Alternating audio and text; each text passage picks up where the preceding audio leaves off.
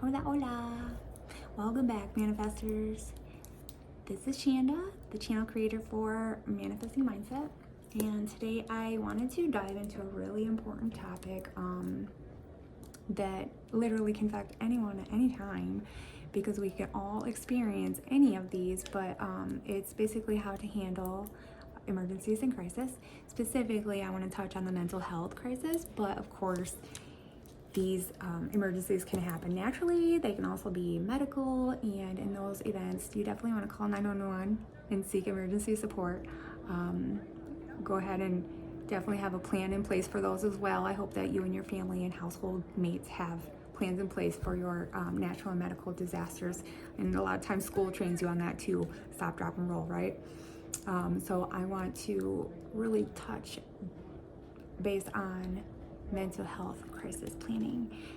And I'm speaking from personal experience, not as a licensed counselor or a legal advocate in any way. I just know that in the past, when I've been in crisis and I did not have my plan available, it was really hard to get through certain appointments and conversations. It was hard to remember my name, my birthday, and it was exhausting to try to, have that recall when you are in a state of crisis mentally.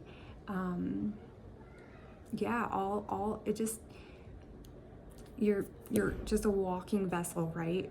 A shell of something within you. And a lot of people aren't really entirely aware what depression, mental health, or crisis may look like to people. So when you're experiencing crisis and you may even look normal, people are not entirely understanding why you're unable to form words, to remember your own birthday, and those sort of things. So in order to best help yourself when you're in those moments, go ahead and write up a crisis plan. I included a template in the video description. You can write this crisis plan while you're coherent and calm, so that way when something does occur, you can literally pull it out. Whoever's next to you, around you, they'll be able to kind of help you navigate through those times. I used to work for a school district, and we had homeless kiddos, and there was a coworker who said that she couldn't understand why this lady couldn't fill out her own paperwork. And me, I'm knowing that the lady couldn't fill out her own paperwork because she was homeless and her child had to go to school, and she was worried about food, and she was worried about clothing, and she was worried about getting sick and taking a shower. And so the idea of finding a pen to get to the piece of paper and then remembering all the information, it was a lot. So if you're in that situation, just so you know, McKinney-Vento, that is a resource within school districts that can assist with homelessness, and they can help with filling out paperwork. So anyways, in your crisis plan, you're obviously going to want to make sure that you communicate with the housemates, people you live with, on how to utilize it. You may even want to consider having a separate crisis plan for different individuals if their needs and mental disparities are different. You definitely want to include your emergency contacts, that is to include family members as well as local resources. And some people even like to have an emergency kit available with their crisis planning template, so that way if there's any medications, or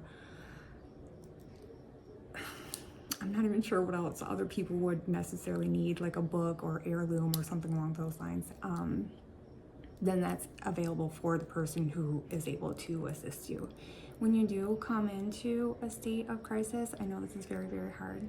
You try your very, very, very, very best to stay calm in order to at least locate your plan. Stay calm to be able to read through your plan. Stay calm to be able to find that person who's going to help you navigate through that plan. And then, of course, seek emergency help if needed. Obviously, if there's any suicidal ideation, any actual plans, any homicidal concerns, you'll want to seek emergency support right away. So, and lastly, just remember, emergencies, be it crisis, like a job loss or loss of a loved one, perhaps it's a basic betrayal, because that can be really, really, really hurtful for some. Just remember that emergencies are overwhelming, and you will get through this. Being prepared for these emergencies and crises can also help you get through them and manage the situation most effectively. So I'm hoping that you found my video helpful. I hope that you'll like, share, subscribe. I'm trying to get to 50 followers so I can go live. I love talking, and if I had the ability to go live and collaborate with people in the community, I think it would just tickle me pink. So yes, please, please, please don't forget to check out the resources down. I'm gonna go grab that template, post it up, and comment, feedback, questions, suggestions, complaints, outbursts. I love it all. Thank you so much for joining me today, and have a blessed day. Bye.